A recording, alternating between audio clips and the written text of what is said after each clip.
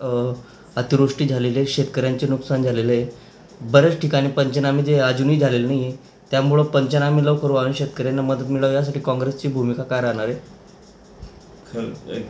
शेतातलं नुकसान हे वर्षभर होत आलेलं आहे आणि सातत्याने नुकसान होत असताना सरकारकडे पैसा नाही आहे. सरकारच्या मंत्र्यांनीच, आणि ते सुद्धा कृषी मंत्री असतानाच इथले जे आपले पालकमंत्री आहेत त्यांनी स्वतः सांगितलं की सरकार भिकारी आहे, सरकारकडे पैसा नाही आहे. आणि आज मला तर छगन भुजबळ साहेब म्हणतात की सरकारकडे पैसाच नाही, कुठल्याच प्रकारचा पैसा नाही. शेतकऱ्यांना तर पूर्णपणे नागवतील हे. शेतकऱ्यांचा वाली कोणी राहणार नाही.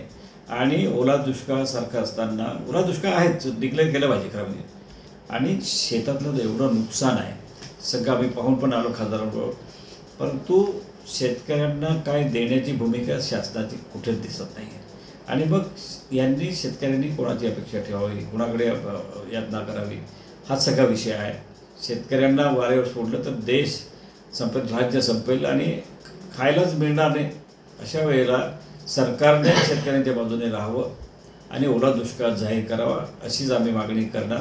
आणि निश्चितपणे खासदार दिल्लीला बोलतो हा वेगळा विषय, परंतु राज्याने सुद्धा त्या प्रकारचं भूमिका घेतली पाहिजे. आणि इथे जे आमदार आहे, खासदार आपले आमदार आहेत सत्ताधारी पक्षातले, हे शेतकऱ्यांच्या बाजूने आहे की नाही हा प्रश्न आहे.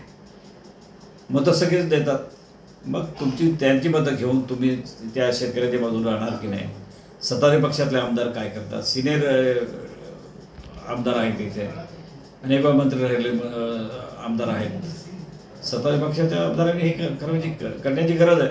आम्ही पत्र देऊ, निदर्शनं करू, परंतु हे गोष्टी करायला सुद्धा इथे त्या प्रकारचं वातावरण नाही आहे. परंतु निश्चितपणे शासनाला आम्ही विनंती करू किंवा त्यांना हे करण्यास भाग पाडू, अशा पद्धतीने आम्ही सगळी हे तयारी करू.